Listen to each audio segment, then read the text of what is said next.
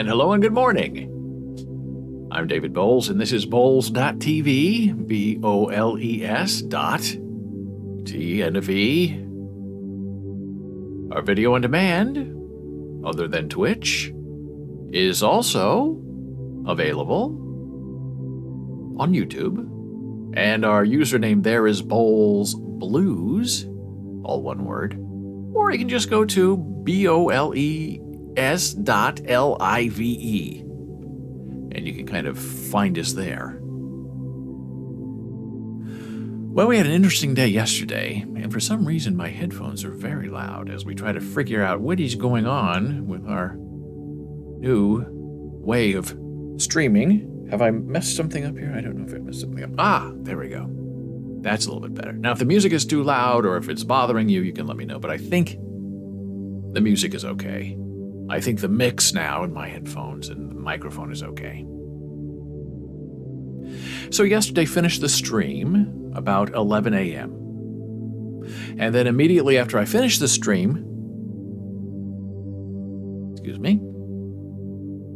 I go online and download the video from Twitch and get an image and then upload it to YouTube. So it's preserved because Twitch theoretically only saves copies of your live stream as video on demand for 3 months, and then they just delete it. And sometimes they don't. Sometimes they keep it around longer, and they sort of did for us. Like we were up to 135 saved videos, and now I just checked this morning, and we were down to 130 saved videos. So somehow, somewhere, someone has some of our content, which is why we just automatically download and we upload. And another thing we talked about yesterday was we are now broadcasting, I guess that's what you call it, live, on our voice channel on Discord. Here's the link. So if you go to our Discord channel, then you go down to the Boles TV live stream, you can chat with me live during the stream, and you don't have to type anything. If that's your thing, if you prefer to type, then type. We're trying to expand, find different areas of access, inclusion, all of those kind of fun. So yesterday, about 11:11, I would say, not to be precise or anything,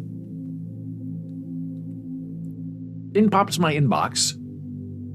Washington Post, Wall Street Journal, Facebook, Apple News, New York Times, boom, boom, boom, boom, boom, boom, boom, FDA approved. 50 and over. Now you can get your second booster, if you so dare.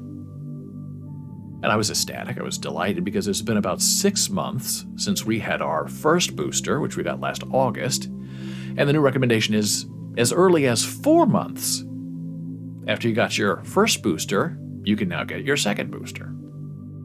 And they're recommending it. So I said, hey, I'm going. So I immediately jumped online and went to Walgreens.com, and our pharmacy is Duane Reade, which is a New York City-based pharmacy that was purchased by Walgreens many years ago. But they let them keep their branding as Duane Reade, even though it's a Walgreens, which I like, because it's very New York. Smart business move. So I go on Walgreens.com, and I went through this last Friday with Walgreens trying to get my booster, because I knew it was impending, and they're very laid back there. They help. And they said, well, you just can't walk in anymore. Now you have to go make an appointment. So I just skipped it. And then I saw this, and I thought, well, there's no reason to skip it now because there's nothing that could stand in our way from getting our second booster.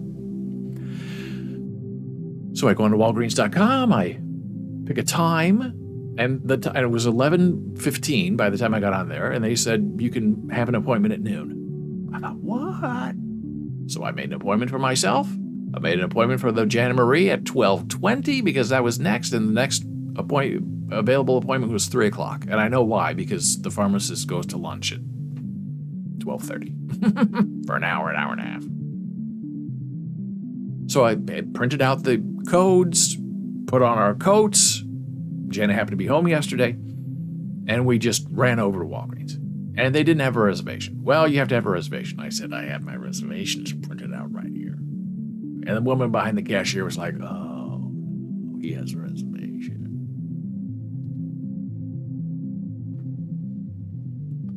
So we filled out all the paperwork, and they said, hey, you can get your flu shot at the same time. But we did that back in September. And I don't think you can have 2 flu shots a year. Maybe you can, but we didn't get a flu shot. but they were willing to give it to us. At least Walgreens.com was before they knew who we were. And we're waiting, and we fill out all the paperwork. And the cashier lady comes out and says, "We need your white card."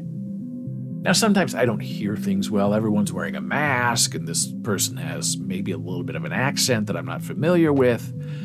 So I looked at Jana, and I looked at the woman, and I said, You want my insurance card? And she said, "No, your white card." And so I looked at Jana, and we tried to figure out what was going on. Jana and I talked a little bit, sign language. And then finally, I realized she meant this, my COVID vaccine card. So I said, "Oh, my white card." So I took it out of my pocket. I had them. I gave both of them, mine and Jana's, to the cashier woman. And I said, are they calling it that now? A white card? And she said, "It's your vaccination record card." And she took it out of my hands and she disappeared. So I thought, oh, brr. And then later I asked Jana, I said, what was the thing about the white card? And Jana said something very interesting. She said, "Look, we live on the East Coast. There are a lot of people from all different parts of the world, different education levels, different experience levels. If you would say to these people, 'I need your vaccine card,' they probably might not know what you mean. But most people other than you would know that when you ask for your white card, it's this, because it's a card and it's white. And it's more universal to say, 'I want your white card,' than to say, 'I need your COVID-19 vaccination record card,' which I guess is the official title of this." And by the way, that argument I had with the other guy, that wasn't an argument, conversation, with the other pharmacist last Friday, who said the CDC recommendation, blah, blah, blah. The CDC doesn't make recommendations on vaccines. It's the FDA that makes recommendations on vaccines. The CDC implements it, but the FDA decides. So he was wrong about that too. So then I'm in the little room with the pharmacist, who I know for 17 years. And I said, "I'm so excited because at 11/11 today, the FDA approved old people over 50 to get the vaccine." And she kind of said, "Yeah." And I said, "Gosh, what am I going to do with my white card? Because it's all filled out in the back. You don't fill out anything. This is your reminder to come in for your second dose. And my second dose reminder is from a year ago." I said, "I have to get a new card because I love getting vaccines." And she said, "Well, I don't think we're going to have vaccine cards anymore." I said, "What?" I said, "Omicron is rising in China." We're going to talk about that later. "And it's here in America already. It's already been confirmed." "What do you mean we're not going to have vaccine cards?" She said, "Well, we're really moving to where everyone's just going to get a yearly shot. And it's going to be part of probably your flu shot. And it's just going to be something you just come in and you do every year, and that's it. And no one's going to make a record of it. And nobody cares.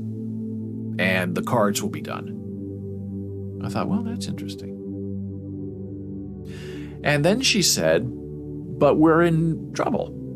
I said, "What do you mean?" She said, "Well, some people are now getting their fourth shot." I was like, "Yeah, sure am." And she said, "Yeah, but some people don't have one shot." And then I thought she was kind of taking a little bit of a shot at me. And I said, well, if they don't want their shot, I'll take their shot because I can get a fourth shot and I don't want this. And then she kind of repeated herself and said, there are people who don't have one shot, let alone 4 shots. And she said, we're never going to get over this. We're never going to get beyond this COVID problem until more people get vaccinated. And I thought, oh, she's talking about herd immunity. I said, oh, well, that's true. But I'm here for my shot. I'm getting protected.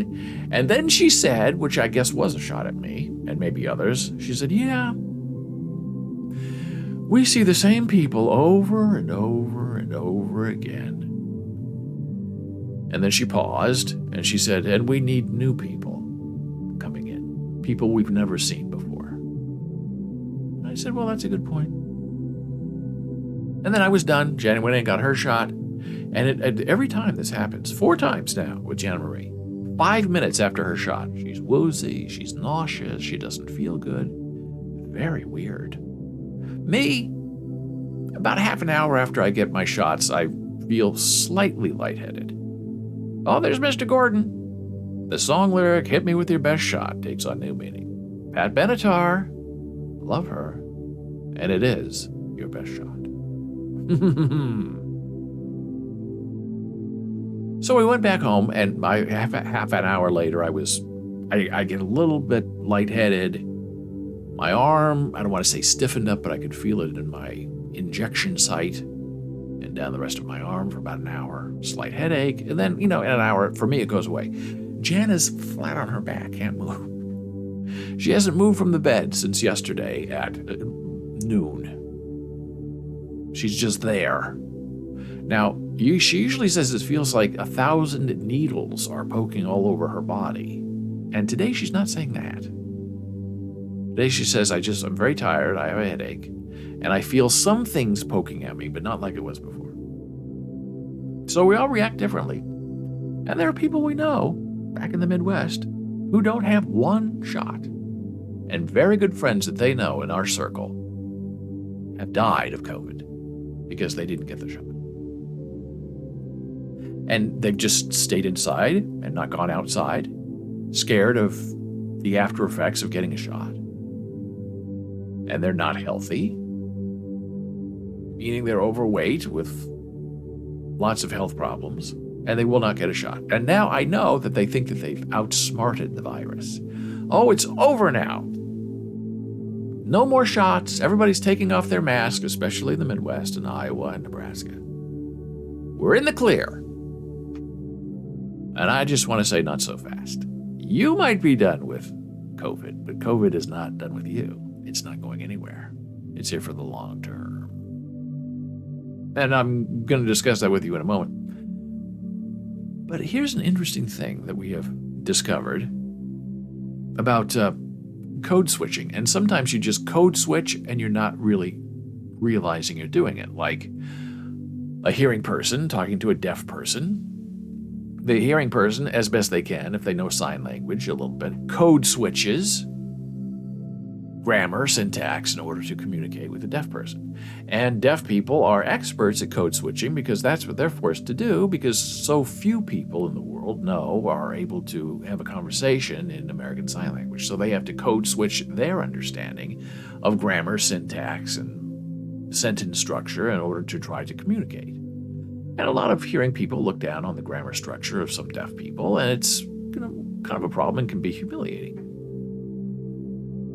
So speaking of the white card thing, right?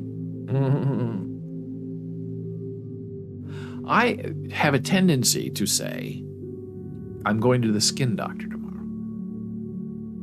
I'm going to the heart doctor in a week. And somebody the other day asked me, he said, why do you say you're going to the skin doctor? That's weird. And so you try not to be affronted or insulted, even though the tone is grating on your eyes and your ears. So I thought, well, that's an interesting question that I should think about. And then I thought about it. In American Sign Language, you don't say dermatologist because you'd have to spell it out. And you can say mouth the word dermatologist, but the sign is skin doctor. So you can say dermatologist. But when you're code switching, you're trying to find simple ways to communicate. And if you're talking to a deaf person, you're not voicing dermatologist. You're just saying, I'm going to the skin doctor. Okay, so I figured, that's interesting. That's why I say skin doctor. And that's why I don't say cardiologist. I'm going to the cardiologist in a week. And I'm not code switching out of it. That's how, when I talk to Jana or talk to other deaf people, I say skin doctor. I say heart doctor instead of cardiologist. And I'm not code switching back when I'm talking to hearing people and saying cardiologist and dermatologist.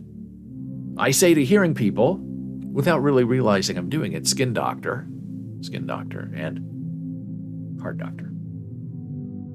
And then I think about what Jana says, because this is all related to her, because I don't know anything about deafness or sign language. It all comes from her. So anything I do wrong is her fault. And everything else in our relationship is my fault. If you've been married, you know what I mean. And she said, so pharmacy is medicine store. And I always say, well, we're going to Duane Reade, we're going to Walgreens. And she always signs it, medicine store, going to the pharmacy. But she doesn't say pharmacy, she says medicine store. So where am I getting skin doctor and heart doctor? Right there. Jana Marie. And there's nothing wrong with it. I prefer it because it's very clear.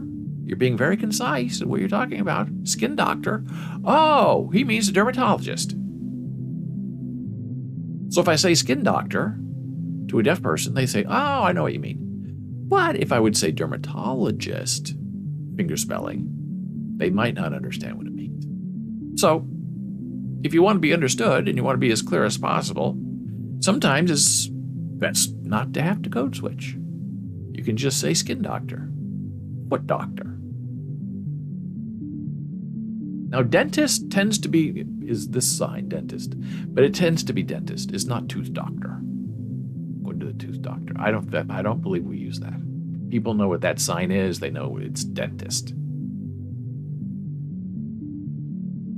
Neurologist, brain doctor, I don't know.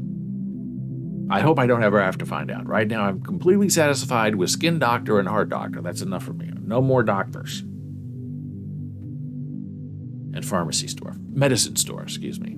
Would one sign white card or a COVID-19 vaccination record card? Well, depending on that's a very good question, Gordon. Depending on your level of fluency. And when you're dealing, especially in the deaf community, with fluency, it is widely varied.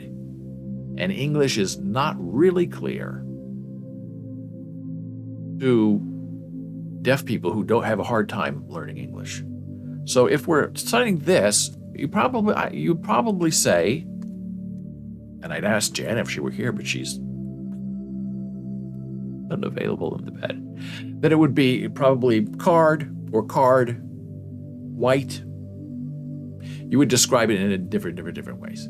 You would probably give the outline of the card, and then, signature, sign, proof, shot proof. I think so. On the break, I'll go wake her up and ask her.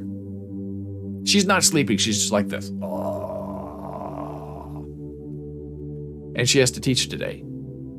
She'll teach because she's Jana Marie. But right now, if she had to teach, she would not be teaching. She is still recovering from her shot. And all I say is, she doesn't complain, but other people complain, oh, I'm scared of the side effects of the shot. And I say, look, side effects last a day or two, maybe 3.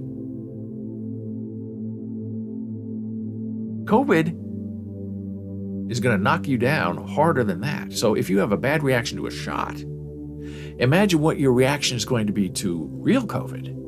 You're going to be very, very, very sick for a long time. And now there's such a thing as long COVID, where it affects your brain and your heart and your lungs for a long, long time. I don't want it. I'm not interested. I pass on the COVID.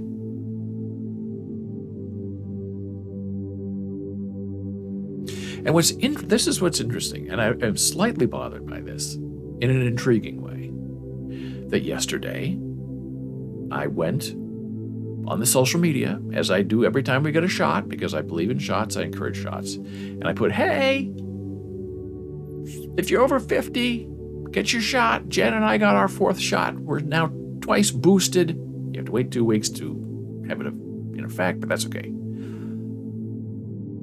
And over all my social media, I think one person liked what I said. My music just stopped. Now, I found that curious because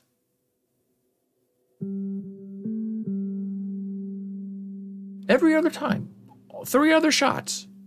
We would put it up on social media. People would say, terrific, let's go. We'd have a conversation. Lots of engagement, as they say in these social media circles. And 4th shot, 2nd booster, nothing. Nobody wants to hear about it. Nobody wants to know what's going on. Nobody cares.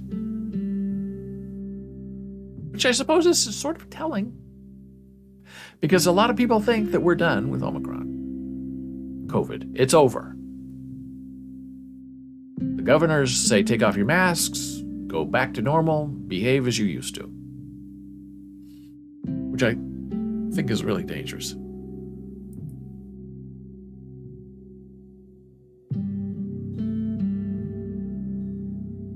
And so here we go. Just for your further edification, BA.2 now dominant variant in the United States. As funding fight continues, yesterday we talked about it. It's all over China, this new BA.2 variant.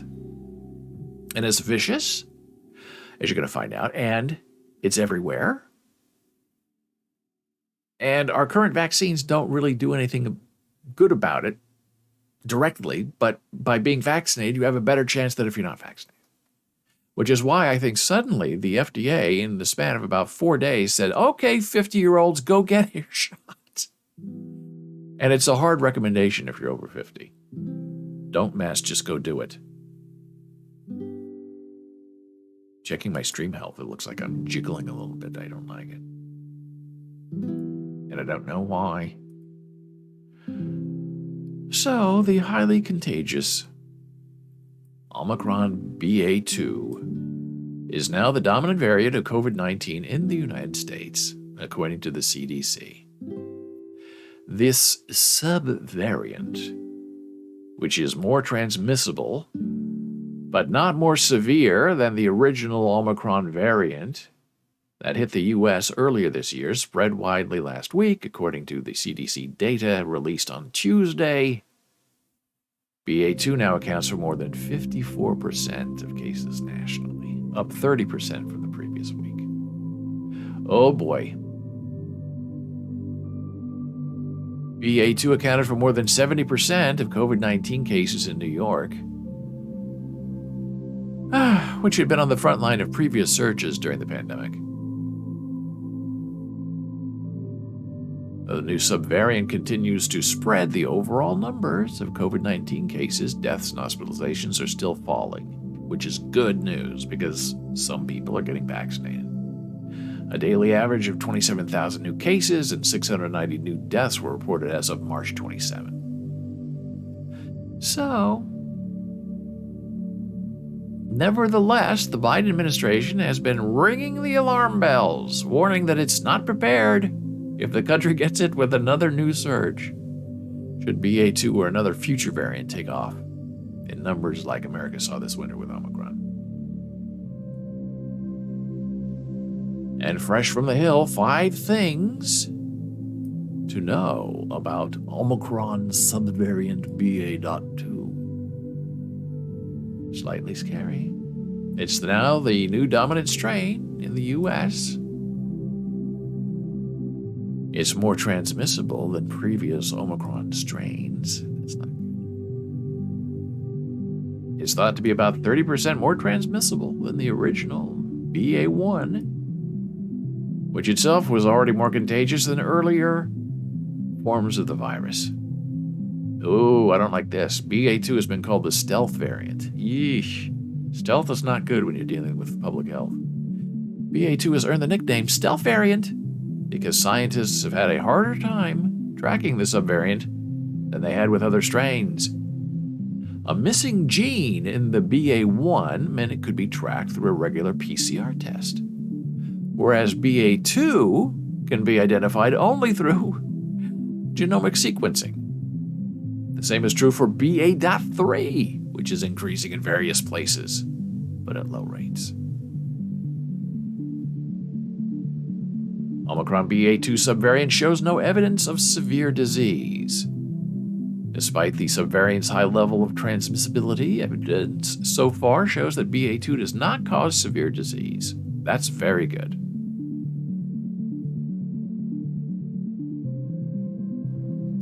Another reason scientists believe BA2 is not causing severe cases of COVID-19 is that people who were infected with BA1 developed antibodies that seem to be giving them immunity to the new subvariant. That's good. BA2 is blamed for recent surges around the world. It's hitting China in a big way, a big, scary way. The rise of cases in Europe due to BA2, which has hit Germany and the United Kingdom particularly hard, has also been driven by the loosening of coronavirus safety measures across the continent. And now you have states suing the Biden administration for the mandatory wearing masks on airplanes. We don't want to wear any mask anywhere. We're free. We believe in democracy. Well, you believe in not science, you believe in killing people. And with that, we're going to take our very first break, and then we're going to come back and talk about some interesting memes and how information is propagated. And all that is coming up after the break. Back in a moment.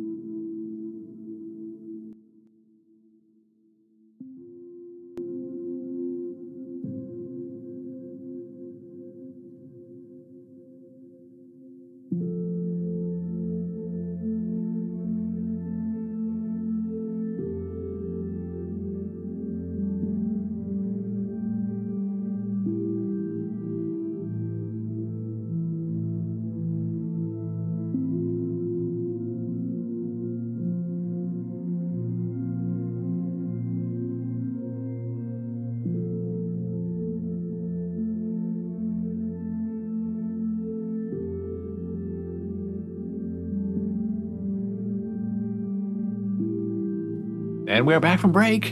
I'm David Boles, and this is Boles.tv, BOLES.tv, here with you Monday through Friday, 9 a.m. Eastern. And we now have a Discord channel where you can go join. You click on our voice channel, and you can be a part of the conversation. You don't have to type anything. You can just chat and speak, and we can speak to each other.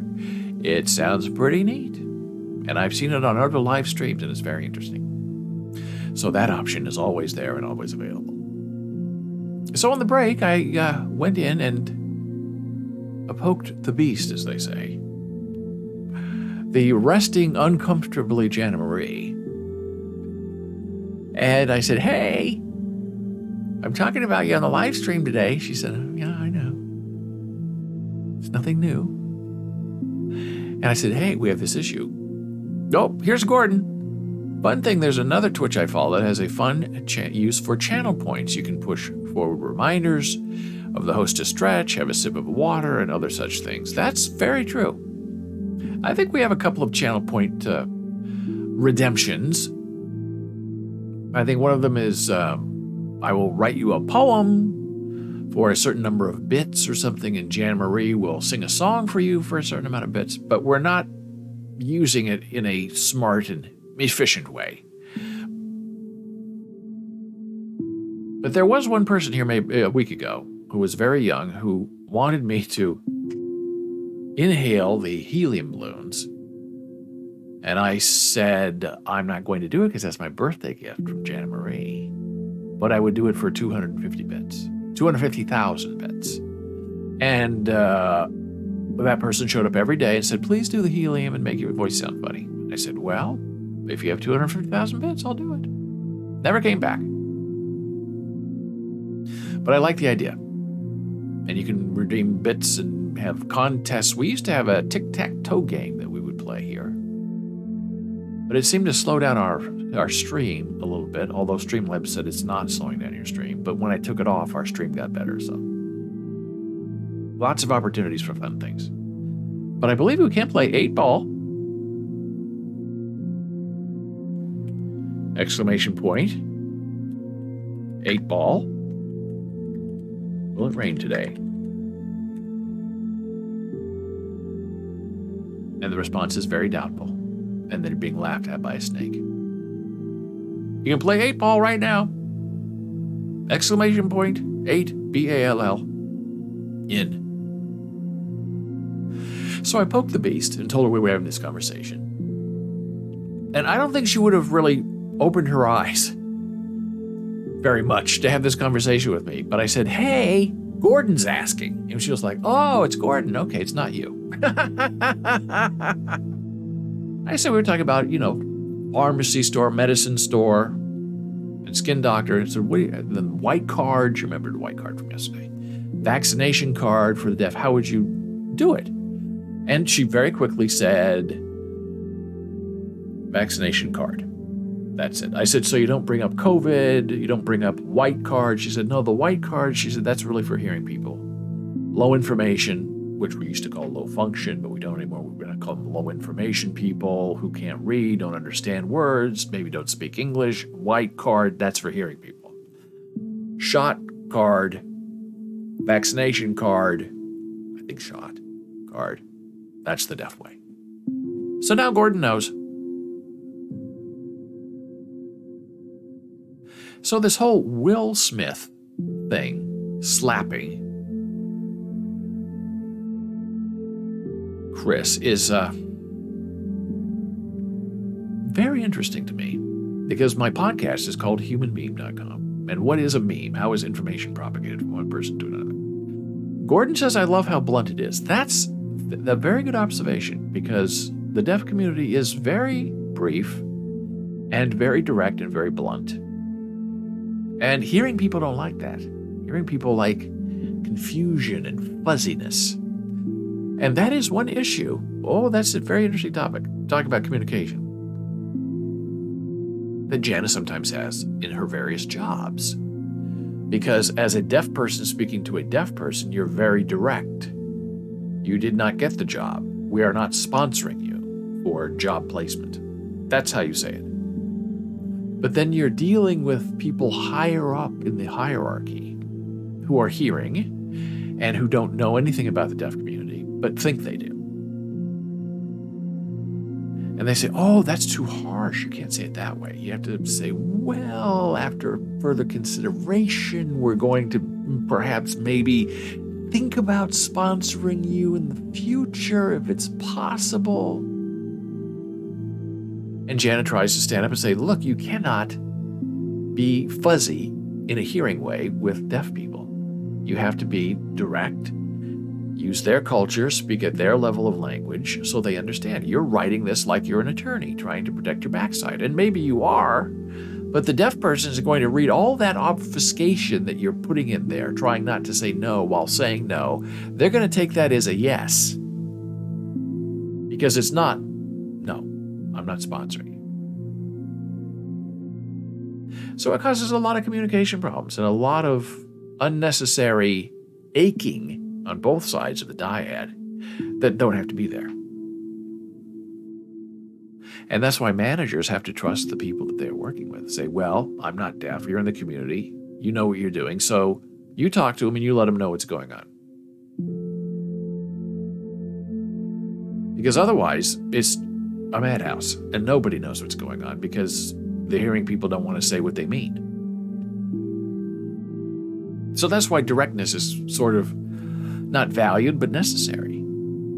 So there's no language confusion about what's really happening and what's being expected. It can be an issue.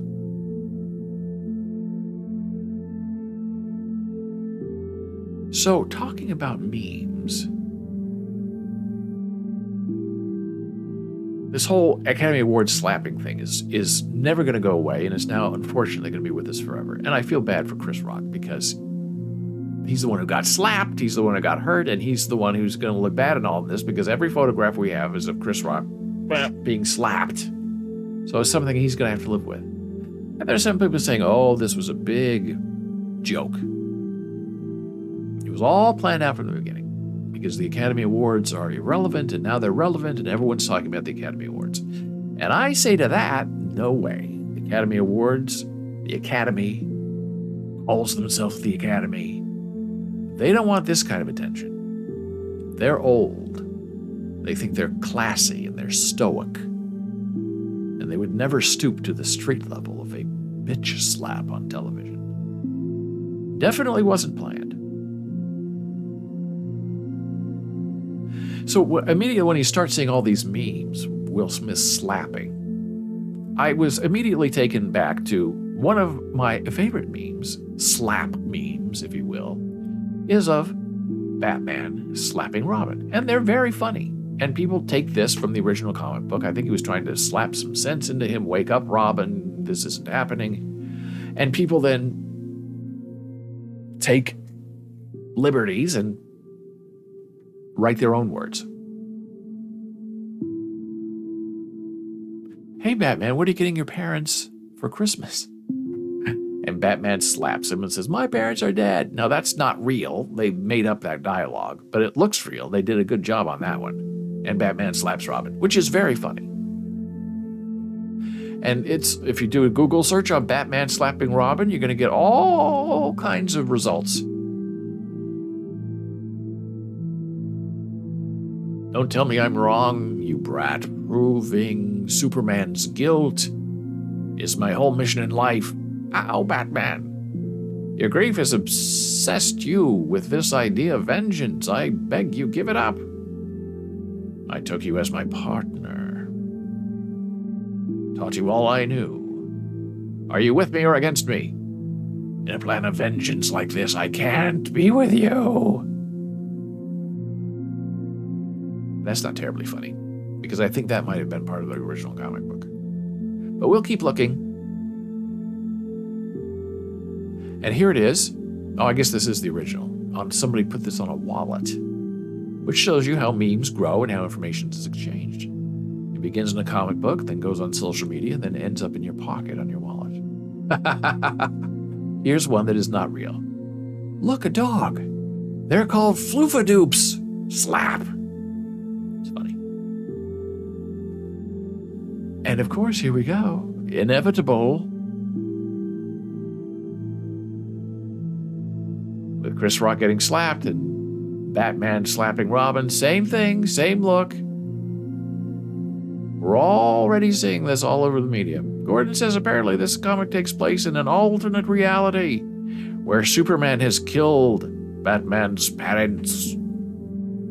Thank you for that, Gordon. I appreciate that. And it's very... Oh, and this is, I guess, a meme maker, where somebody has taken the original dialogue. It's not coming up. And then you can fill in the empty blanks yourself and have it say whatever you'd like it to say. This one's funny. In 2019, Batman slaps Robin directly. In 2020, he slaps him with a pole. Social distancing. This one is Batman slapping himself. Enough. Which is very funny, too. So that's the meme, the Batman meme. And it can be very silly. And so now, here we go into the new meme. And again, I'll say it again, I feel very bad for Chris Rock because he's the one who's going to get all the junk from this out of him. Chris Rock says, I'm trying to enjoy the weekend. And he gets slapped by Will Monday. Here's another one. Robin says, green energy policies. Batman says, reality slap. My wallet. The gas pump slap. There we go again. Oh, that's just painful. And that's it. That seems to be the favorite image. And it's up on high. That was not the broadcast version. I think this is somebody's took this photograph, and they're probably not going to make a lot of money off of it because they should, because now it's everywhere and in the public domain. Everyone's stealing it. But this is the angle that seems to be preferred by the meme makers, I guess because there's room to type on Chris Rock and on the back of Will Smith. And that is a humiliating position for Chris Rock. I really do feel for him. You can't escape the meme once it's been propagated. Creating a meme with Photoshop. Online meme generator. Slap. Again, here we go. Oh, Batman slapping. Now, what would happen if Chris Rock slapped him back? Now, that would have been interesting. The ketchup bottle that's almost empty. Slap me. Okay. Some are funnier than the others. And the internet, as they say, never forgets. And there is a wonderful clip going around of a young Will Smith on the Arsenio Hall show. And Will Smith is sitting there making fun, I think, of someone in the band who is bald and making all kinds of bald jokes.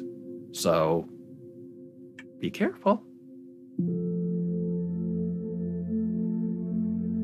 And I think it's very interesting that Tiffany Haddish and Marjorie Taylor Greene are both on the same side of supporting Will Smith slapping Chris Rock in defense of his woman. Now that's a pairing you would not ever expect. And very bizarre. More slapping. Oh, and everybody says this one with Nicole Kidman making that reaction. They said she wasn't there. That's not what the dress she was wearing. Someone's made that up. So you can never trust anything you see on the internet. Just all ridiculous. That's made up too. So there you go. That's how memes are propagated. And unfortunately, our friend Chris Rock is not going to ever be able to get out of this. He's going to be the butt of the bitch slap for the rest of his life. And maybe he'll deal with it and laugh it off. Will Smith certainly doesn't seem to care very much. Now we shift gears into a ridiculous story that I'm filing under the title of I Wish I Were Never Born There, but I'm Glad I Escaped. And yes, I'm talking about the great state of Nebraska. Now, when I grew up in Nebraska, it was, I realize now, a golden hour. And it wasn't very long. It's not a golden age, it was a golden hour. I lived in Lincoln, where the university was, Omaha, the urban center of Nebraska. 2 blue specks in a state that is deep dark red. But Bob Kerrey was our governor, the Love Gov, dating Deborah Winger. Terms of Endearment was being filmed on campus. And there was a period of time for about 8 to 10 years where it was just what I would call a liberal paradise, where people were free, nobody bothered you, you were on your own. And that is one thing about the Midwest, is if you keep to yourself, you'll do well. Nobody wants you to depend on them for anything. Nobody wants to hear your opinion on anything. They want you to just leave them alone. And there was someone online who was asking, said, look, I'm transgender, I live out of state. I'm coming to Lincoln to go to the university. Am I going to be harassed and beat up because I've read about Nebraska? And I got some very good feedback. And they said, well, no one in Lincoln really is going to beat you up. Now, if you go West State and, you're dressed in a non-traditional way that's expected, someone's probably going to say something to you. But in Lincoln, no one will care. And they said that is the hallmark of Nebraska. Indifference. I don't care what you do as long as you don't involve me and I don't know about it. It's almost like don't ask, don't tell, which was a ridiculous policy. But I sort of understand it, and it's very true. If you don't bother me with your stuff, I don't have to respond to it. And you don't have to respond to my stuff. We're just going to stay away from each other. You do your thing, I do my thing. And as long as we don't affect each other, then we're fine. Which I thought was very good advice for getting along. And I think that that's true of Lincoln, the university town, where people tend to be more open thinkers. But then you have the Nebraska legislature that represents the entire state of Nebraska. And you have people like this guy. Nebraska lawmaker apologizes for debunked litter box claim.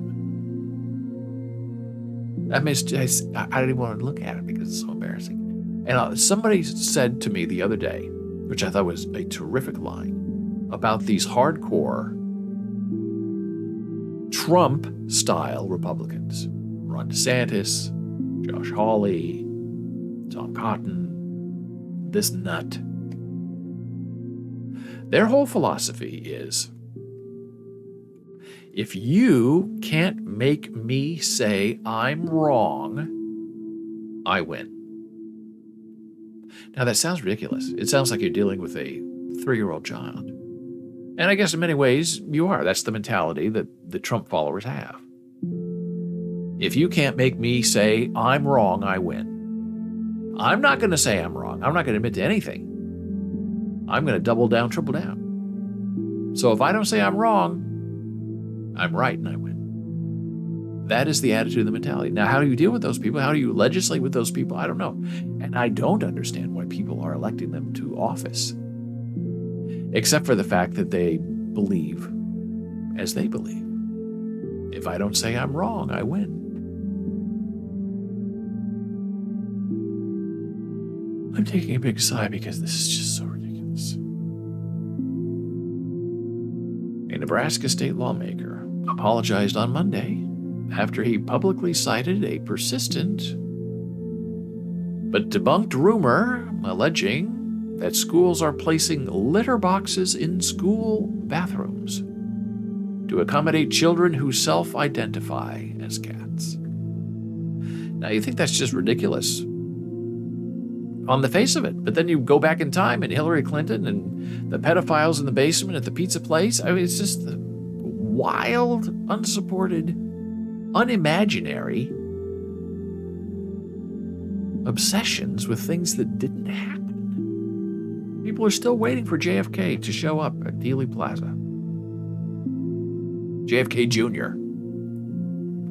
and run as Trump's vice president. So this is the guy, Bruce Bostelman, a conservative Republican, repeated the false claim during a public televised debate on a bill intended to help school children who have behavioral problems.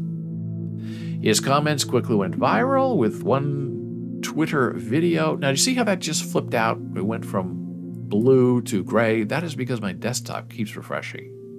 And when I'm live, it refreshes on Windows 11. I don't know what it is. It's either my Discord bot or it is my microphone for the closed captions. Because when I stop streaming, it doesn't refresh like this. So something is open and being active and misbehaving. We quickly went viral with one Twitter video garnering more than 300,000 views as of Monday afternoon, and to an onslaught of online criticism and ridicule. Bosselman initially said he was shocked when he heard stories that children were dressing as cats and dogs while at school, with claims that schools were accommodating them with litter boxes in the bathroom.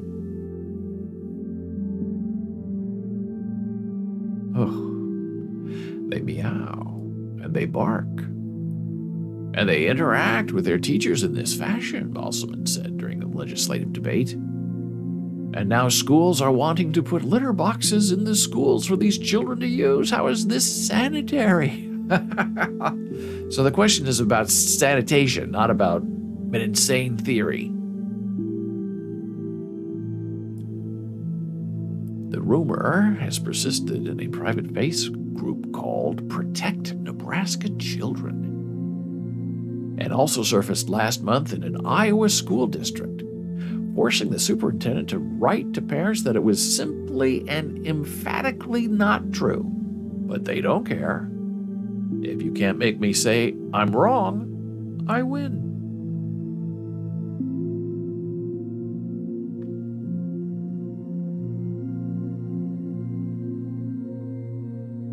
Hours after his remarks, Bosselman backtracked and acknowledged that the story wasn't true. He said he checked into the claims with State Senator Lynn Waltz, a Democrat who leads the legislature's Education Committee, and confirmed there were no such incidents. It's not like you should check that first before you say it.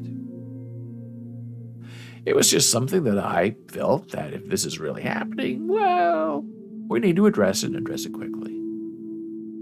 The furor over public school restrooms comes as a growing number of conservative states seek laws to ban transgender students from using bathrooms that match their gender identity.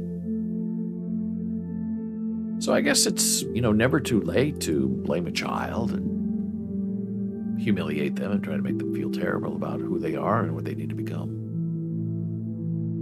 Now it's time for our next blood pressure break. We're going to take a brief moment away and come back and talk about stealing a Bored Ape and other NFT curiosities. Back in a moment.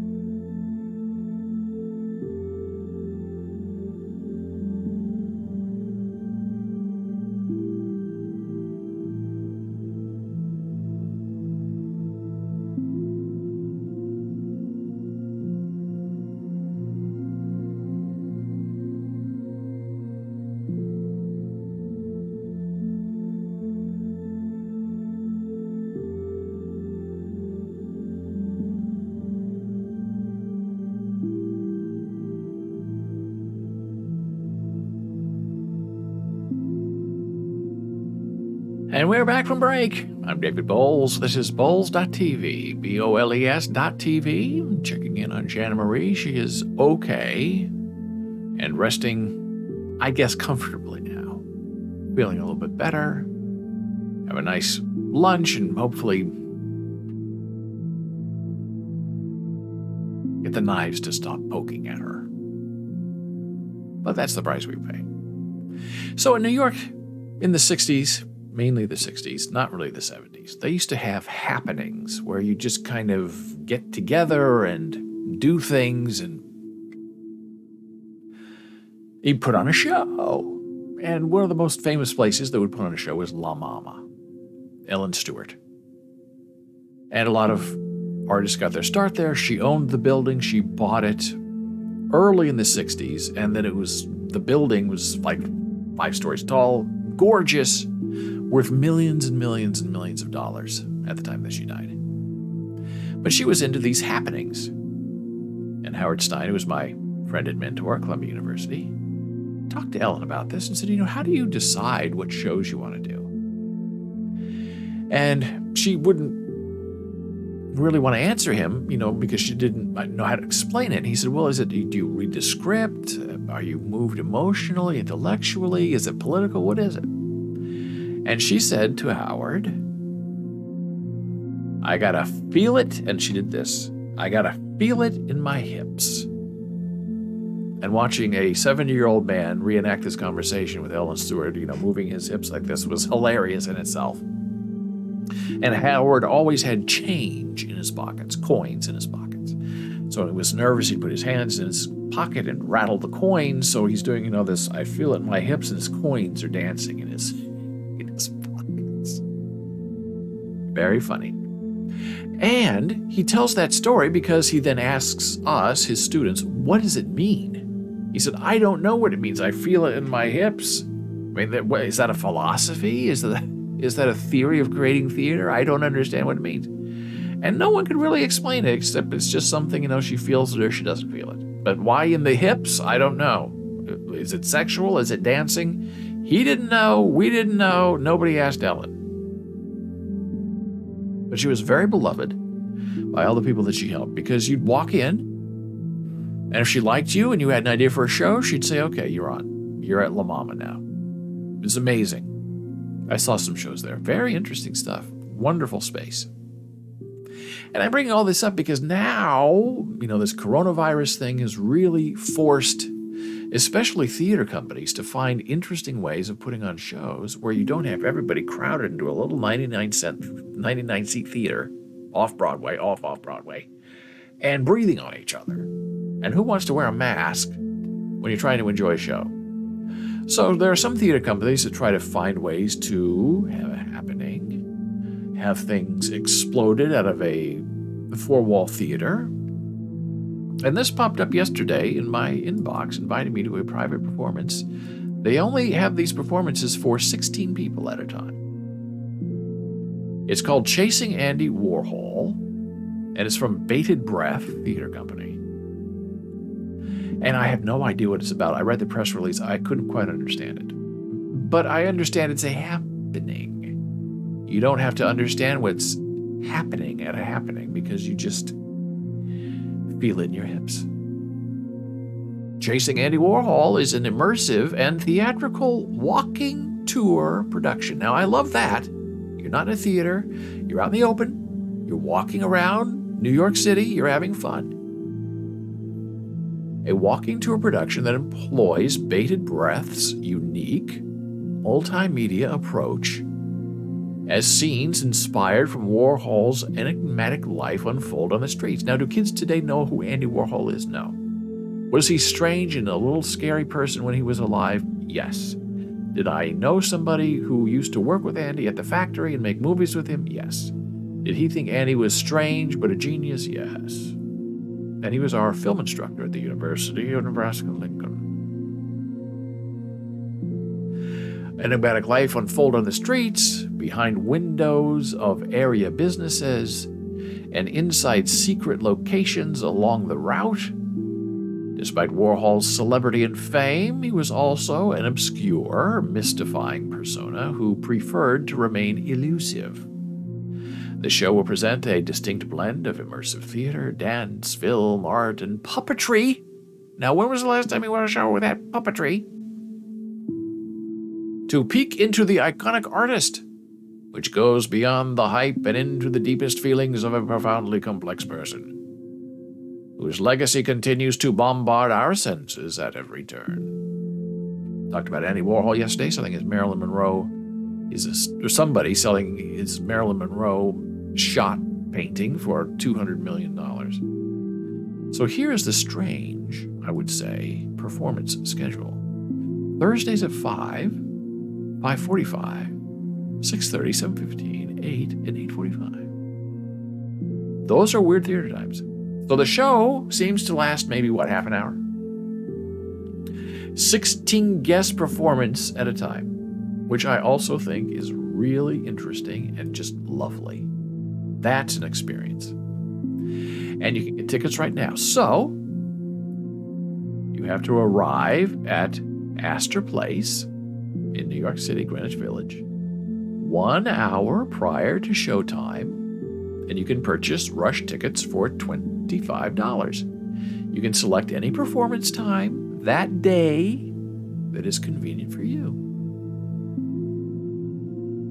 The best immersive theater in New York, which is how you win against something like COVID. Come to the theater. You're not in a theater with 2,000 other people like on Broadway. You don't have to show proof of vaccination. Just show up and we're going to put on a show. I love it.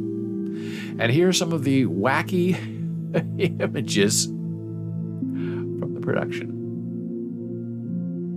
And Andy Warhol wore these fright wigs that were polyester bright white. He was very bald. And because he had a studio in New York City, and he was a painter, he would have stacks in his loft, artist loft, painting loft, stacks like this high of $100 bills, maybe 7 or 8 of them, strategically placed throughout the floor of his artist loft. And people would say, Andy, why do you have all this money on the ground? And Andy would say, if someone comes in to rob me or to take my art to sell it for money, I'm making it easier for them. Just take the money off the floor and go. Don't worry about trying to find the right piece of artwork, because at that time he wasn't selling anything for $200 million, but he didn't want people stealing his stuff. And at that time in New York City, sort of anything goes. And you go in and you steal. And his shot Marilyn collection, a woman came in, he had all these lined up, these silk screens of Marilyn Monroe that we've seen, the famous face. And a woman says, do you mind if I shoot Marilyn Monroe? And Andy thought, of course, that she means shoot it like in a newspaper article with a camera. And he said, yeah, go ahead. And the woman took out a gun and shot the canvases. And I think there were 3 of them that were damaged and 2 of them that were not. And he repaired them, but there's a bullet hole in the back, so you know it's authentic. Now, some people say he made all of that up just to tell an interesting story. But I don't care if it's made up or not, it's a great story. And here's the company of Chasing Andy Warhol. It looks like they all eventually play Andy Warhol at some point in the show. And when you're doing 6, 7, 8 shows a day, you got to have a lot of people. And there's the creative team. So there you go, Chasing Andy Warhol from Bated Breath Theater Company. Totally delightful. And the website is chasingandywarhol.com. I'll put that link in the chat.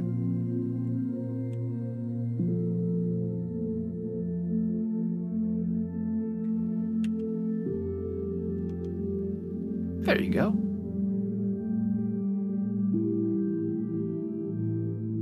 Now, this is very interesting news again, and nothing about this sits right or smells right. Not that I'm smelling my computer, but theoretically and testimonially, something's weird about this story. Now, these bored apes, which I do not understand, but I sort of do. It's all about inclusion, and the riffraff can't afford to buy a Bored Ape, so only the elites, Paris Hilton, Justin Bieber, Jimmy Fallon, only we can afford to be part of this exclusive club, and it's going to cost you $200,000 to get in. A $350,000 Bored Ape NFT was just sold for $115. And this is that Bored Ape, okay? $350,000 sold for $100. Now, people who own Bored Apes, I can tell you, are not like the rest of us. They're either one of two things. They're very well protected by people around them when it comes to money and valuables, or they themselves are very smart about money and valuables and what's going on with their NFT collection. They're not ordinary dummies who are just getting into NFT collecting for the fun of it. These are seasoned pros, either the person or the people around them. So there is no way that the owner of this Bored Ape would sell a $350,000 ape for $100. It's impossible. It doesn't make any sense. So what could be the reason? What happened? Bored Ape Yacht Club NFT number 835 acquired for $50,000 last summer and now worth $350,000 was just sold for $115. The sale could be a mistake, as there were other bids closer to the market value of the NFT which were not accepted. That's your first clue. Something is stinky happening. A Bored Ape Yacht Club BAYC NFT has just been sold for $115 DAI, $115, what appears to be either a costly mistake or a hack. It's definitely a hack. Somebody stole $350,000 from this guy. Data from OpenSea shows the previous owner with the moniker C-Chan accepting a $115 DAI bid on Monday. That's 99.9% lower than the current floor price. The lowest price one is available to buy of the popular NFT collection. The same owner of that NFT also sold Mutant Ape number 11670 for $25 to the same buyer. The floor price of a Mutant Ape is 22 Ethereum, $76,000. While it is not immediately clear why the owner would accept such low offers, the situation seems to be a mistake, with C-Chan confusing DAI for Ethereum. There were three other high-value bids for the Bored Ape between 75 Ethereum and 106 Ethereum placed by other collectors that was not accepted.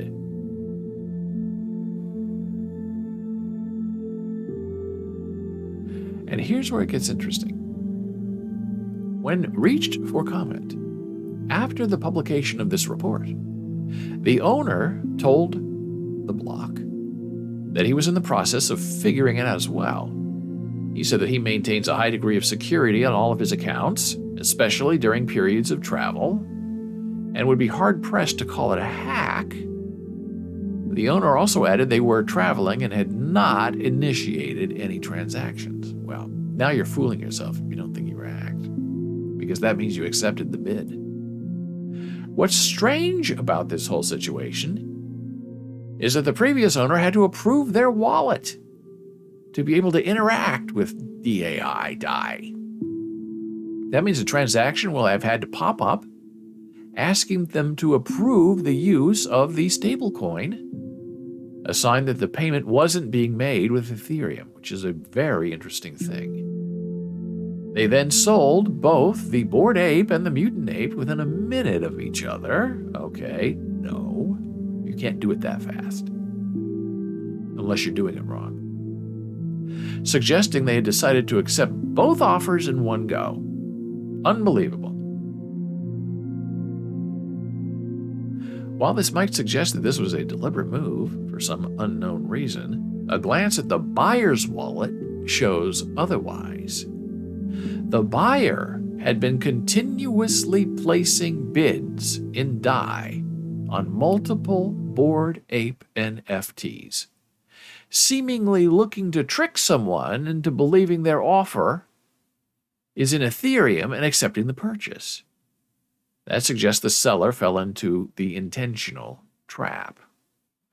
It's also possible, I think much more possible, that the seller had their account compromised.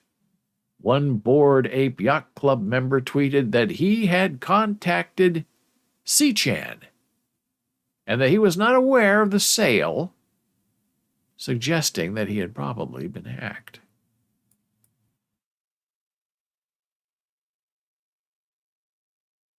And the sale is not the first occurrence of an expensive NFT being sold for a fraction of its price.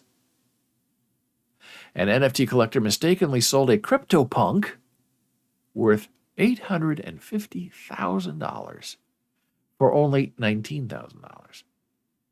In that instance, a misplaced decimal was the cause, as the owner listed the piece for 4.444 Ethereum 19,000 instead of 4,444, 19 million at the time. Oh boy. And I lost my music again. Don't know what's going on. There we go. Bored Ape Yacht Club holders are no stranger to mistakes, freak accidents, and phishing attacks when it comes to losing their prized NFTs. Many Bored Ape holders, along with the owners of other popular collections, saw their holdings sniped at prices much lower than their market value due to an OpenSea bug earlier in the year. Gordon says, I want to see, let's see, I can't read it. I'm getting old. I'll pin it so I can see it better. I want to see Entertained Penguin NFT. There will be penguins doing things to entertain themselves, reading, writing a poem at a typewriter, etc. It would probably do well and make $1 million. That is the world in which we live. So I do not believe there's any way that a person who owns a $350,000 Bored Ape was accepting a bid for $100, especially when he said he didn't make any exchange. So somebody cracked his account. These are pros, criminal minds, very smart, cracked his account, went in there, sold the Bored Ape to himself, and then turned around and pretended it was a legitimate sale. Absolutely ridiculous. And there is strange things that go on in the world of this crypto trying to get tax breaks now, where people will go in and do something like this and then intentionally claim that they lost $350,000 on a sale of an NFT and then try to claim that loss on their taxes, when really the sale for $115 was really just a tax scam. Not saying that's what happened in this situation, but in other situations, they're selling it to themselves, but they don't want you to know they're selling it to themselves, the IRS. So then they can then claim a $350,000 loss on an NFT sale, even though they still retain the NFT, but in a different wallet. It is complicated.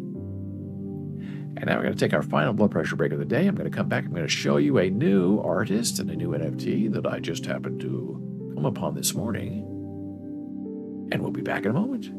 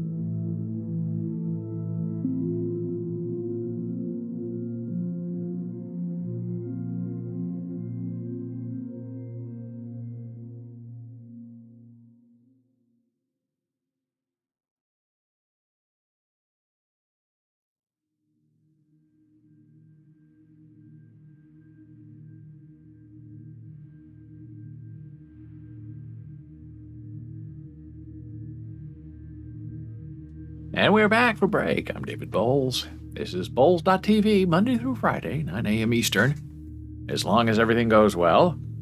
And now we're going to take a look at what we usually look at every day, just because it's fun. What's going on with Ethereum and Bitcoin? Down slightly on the day.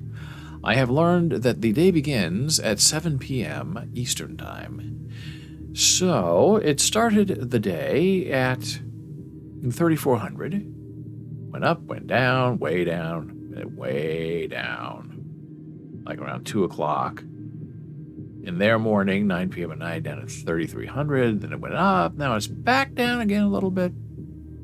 But at 3,400, Ethereum is terrific because last week it was 2,500.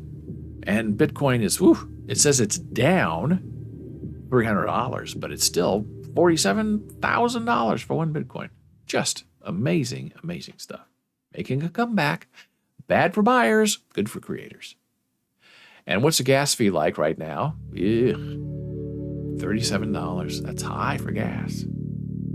We've seen $125, and we've seen $8. So I have a couple of new NFTs that I'll share with you today and how and why.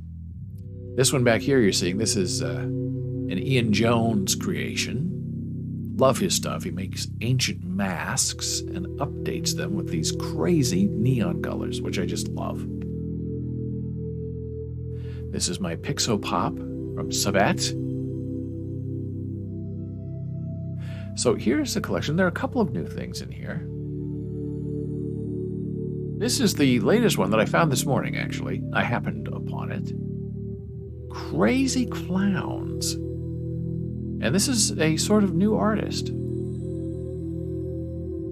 This is Uncle Bob, and the artist is Anna Kim. And, when you purchase something by a non-verified account, you get a warning from OpenSea saying, okay, you're buying this from a non-verified account, so do it at your own risk, meaning that a lot of people steal artwork from other artists. And they republish them and sell them as NFTs. And if that happens and that person gets caught, then they take away your NFT and they take away your money that you spent because you lose the NFT. So I did a little bit of research on Anna Kim. I found her on Twitter. She was in a conversation. And, you look her up and you follow her and, okay, so over a long stretch of time, she's an artist. She does this, she does that. So she has a very long career as an artist. And these are her clown collections. And they're very interesting and just slightly bizarre. And some people are scared of clowns. I love clowns. I think they're funny. And she has a wide variety, and her prices are surprisingly cheap for someone with this sort of talent. And that's what you want to do. You want to find people who are selling one-of-ones, not one of 5,000s, who have talent, and who mean something to you in the long run. And then you get in early.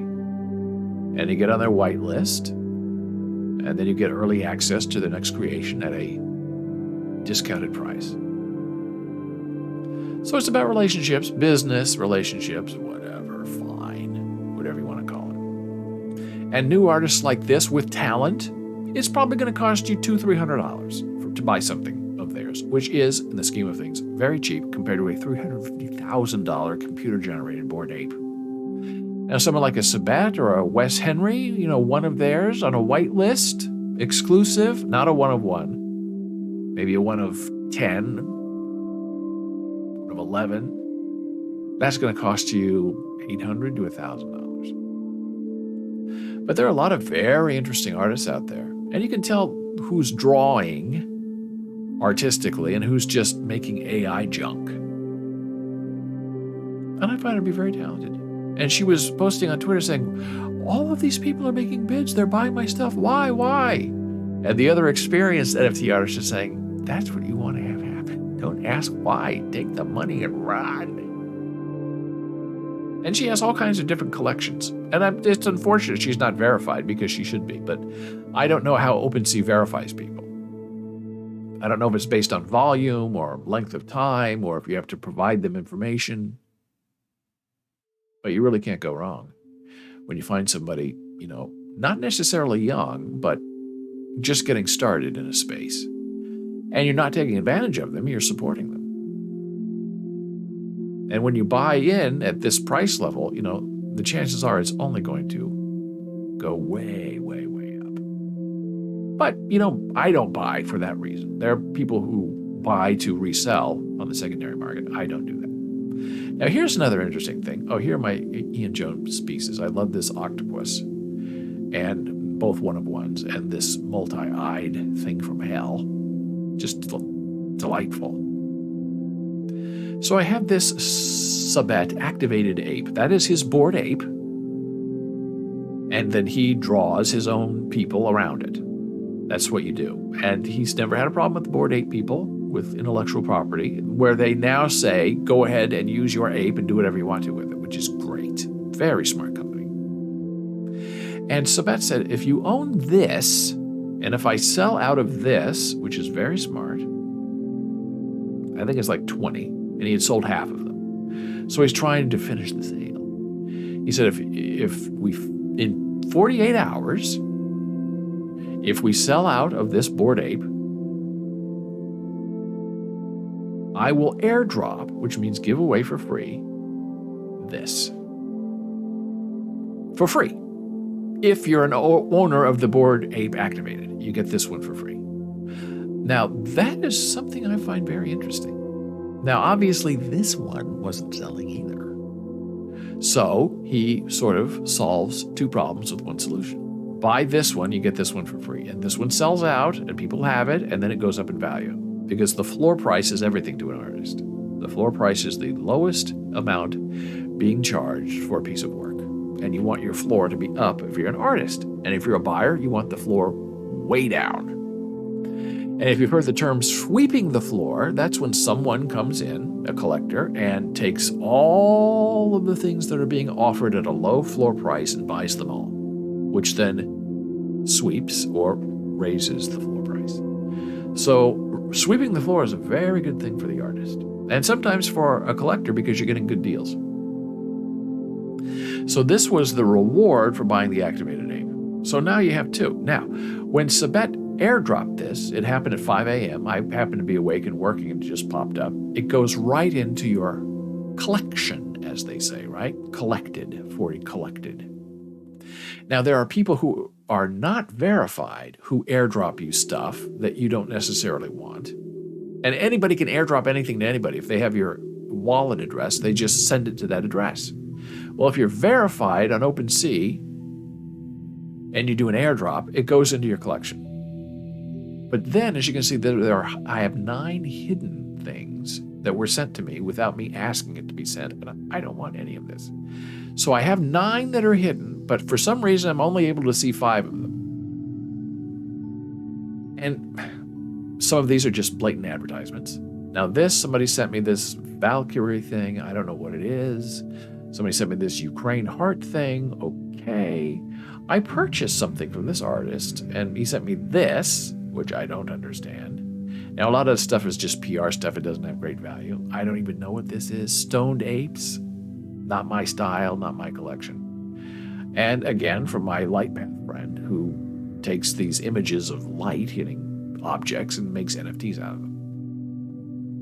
Now, the other 4, I guess, are just either scams or stolen or complete PR because I can't even see them or access them. I don't know where they are, but they say that they're there because I have 9 hidden, but I can only see 5. Now, what OpenSea needs to do is to have a button to click that says burn this. Meaning, I don't want it in my collection. I didn't ask for it to be in my collection. I don't want it in my collection. Get it out. I don't even want it hidden. Hidden means you can't see it as part of your collection. And when you visit other people, you can't see even the hidden area. It's blocked because it's only to the person who owns the account. But who wants all this stuff, in your account? Nobody wants that. And there is some way that you can burn something. There's an Ethereum address that's like a dead end that you can send it to. The Dead Letter Office, Bartleby. But I tried to do it and it didn't work. It just stayed. So I thought, forget it. Because I think you have to pay gas to burn something. And I don't want to, why would I want to pay $30 for something that I didn't want in the first place? So here's the other interesting thing about another piece that I recently collected. This is also from the great Sabet. Can't get away from him. He's just too talented. And I say that with admiration and respect. This is a piece that he did called Ocean Wash, and it is what I call an activated NFT, where it has this video, as you can see, and it has sound to it, which when I bought it, I didn't realize there was sound to it.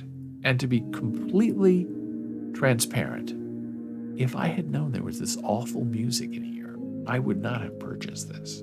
I purchased it for the Sabet name and then this other woman who does the drawings that are animated.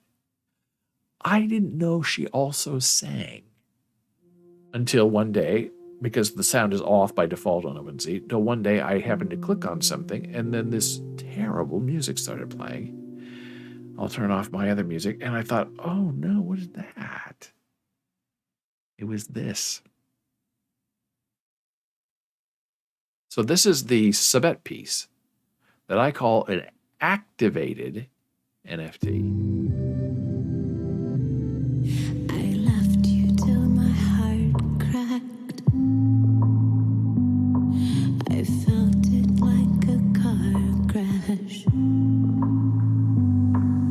Both of us are twisted up in pieces that are broken, but we still won't let this go. Turning upside down, we go around like carousels, watching as the seasons pass us by. You will never remove me from your future, and I know I will never try.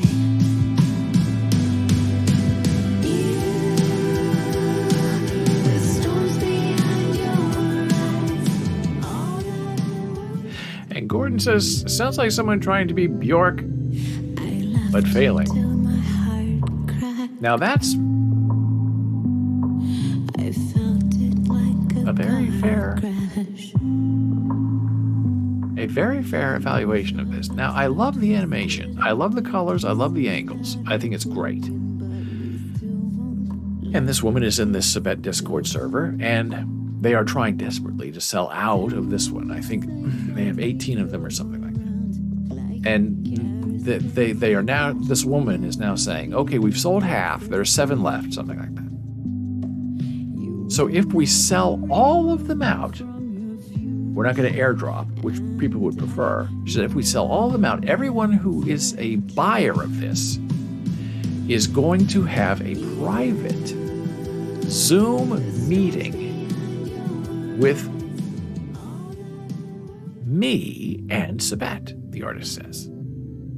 And, she said, I'm going to be singing my original songs as part of the Zoom meeting.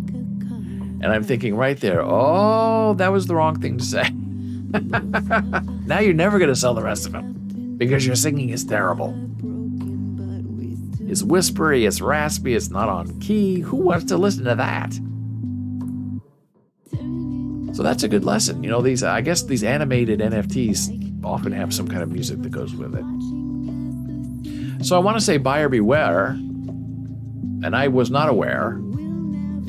I just got it because I've never seen something that was sort of affordable that was animated from Sabet. And it's from Sabet and from this other woman, so it's not really, I guess, a Sabet piece. It's more of a performance piece of this woman. So there you go. Now you've been warned. Be careful of what you wish for because it might end up in your collection. And if they do sell out, which I don't think they will, I will not be attending the Zoom meeting. I will respectfully decline, and if I'm asked why, I will not tell the reason because it would really, really wound her very deeply to know. Because she seems to be really tied up in her music more than her artistry. Well, that was a big show today. Had a wonderful time. Thank you so much for being here. We only had a few glitches. I don't know why. I don't know where it's coming from. But I watch these major streamers and I see them every once in a while. They just freeze and glitch and things fall apart. And it really is amazing that there is any sort of thing called live streaming because none of it makes any sense. And who knows how it all works? Because it's all put together with a microphone and headphones and a computer and Windows and Discord. And you try to make it all come together and make something happen. And it does. And it's really amazing technology. So if you have a question for me, you can email me, David, at Boles.tv. On Twitch, super follow now, David Boles. Facebook is Boles. Instagram, Boles Books. TikTok, Boles TV. if you would like to join our Discord server, here is the link. We chat there and text and type, and we also now have voice chat available if you're interested in joining on the live stream. So I thank you so much for being here. I wish you a good day, good morning, and a good evening. I hope you have a little nap if you can. And until tomorrow at 9 a.m., I wish all the best for the joy to propagate from your soul and to internalize your own joy because you deserve it. Thank you for being here. Let me know if you have any questions. I'll see you tomorrow.